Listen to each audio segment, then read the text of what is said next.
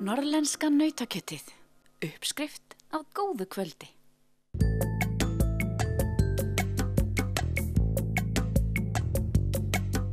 Við erum hérna fyrir utan menningarhúsið Tjarnarborg á Ólafsfirði. Við ætlum að líta inn og hitta hér 2 unga leikara sem hafa á síðustu vikum ferðast landið með frumsamda leiksýningu.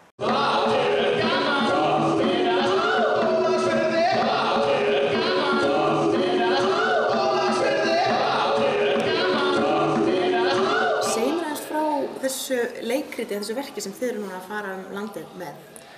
Já, það heitir Oddur og Siggi, eftir okkur. Nefnt eftir okkur. Og er 10 ára afmælissýningin okkar. Velkomin í 10 ára vináttuafmælið okkar!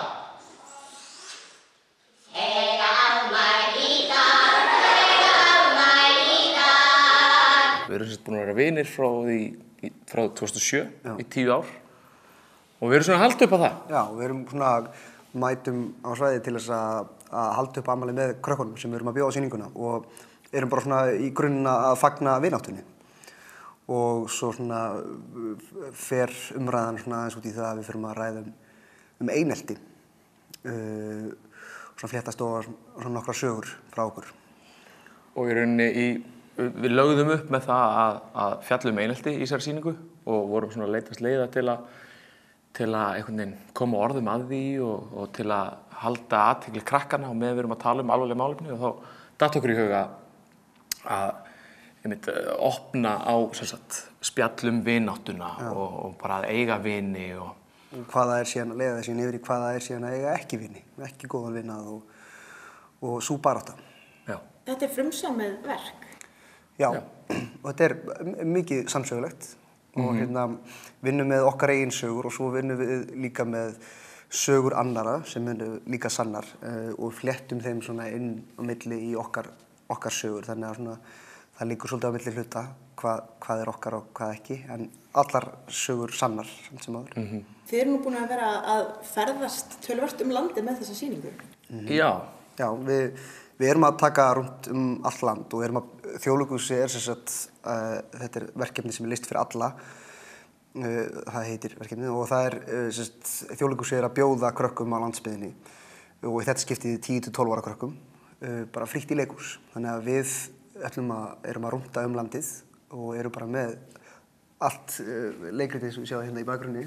Það er hérna með leikmynd og hljóð og ljós og allt bara í bílnum og við keyrum á milli staða og svona á helstu svæðin og bjóðum krökkum í leikhús. Og já, þetta er 10-12 ára krakkar.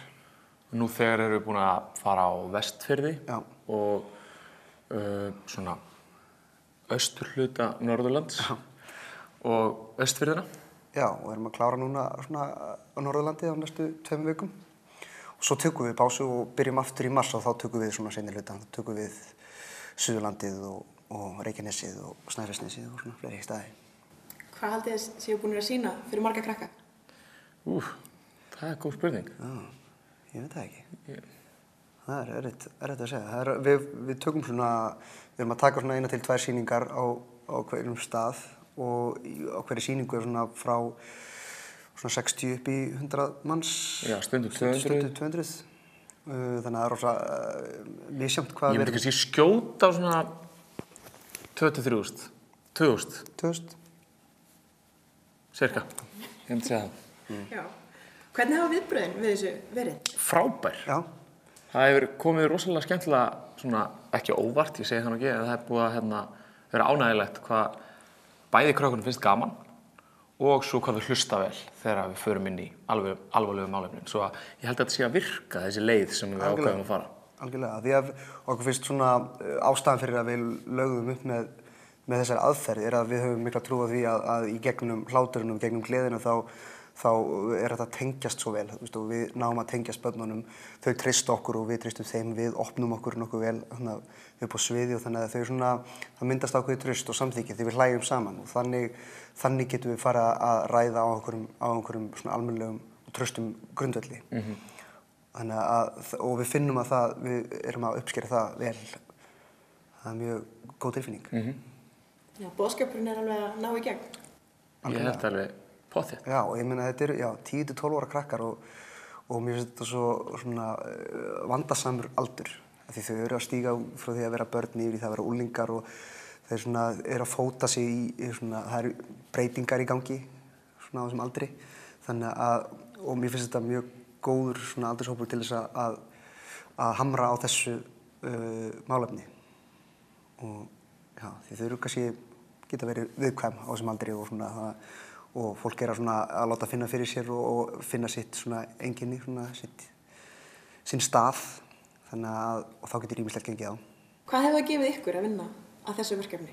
Mér hefur þótt frábært að rúnda landið og koma á alla þessa staði sem maður hefur kannski ekki mikið stoppað á, maður hefur kannski keyrt þar í gegn þokkalega oft en einhvern veginn, mér er svo gaman að bara fá að stoppa á þessum stöðum og svona kynnast aðeins staðnum og hérna svona fá svona feelingin, ef maður getur sagt það. Já, því við erum líka náttúrulega ekki á háanna tíma á sumri og þannig við í október og nóvember þá er þetta svona, þá eru svolítið bæirnir svolítið strípaðir þannig að já, við þykir líka mjög vænt það að finna fyrir bæjarfélagunum. Og alltaf bara, já, alltaf gaman að hitta krakkana sko. Já, svo er líka bara svona leiðin að þessu verki var líka bara erfið en góð og lærdómsrík þannig að við höfum lært líka helling af þessu og mjög ánægilegt. Þykir mjög vænt það. Þá er ekki fleira í þættinum að þessu sinni en við sjáumst aftur í næstu viku.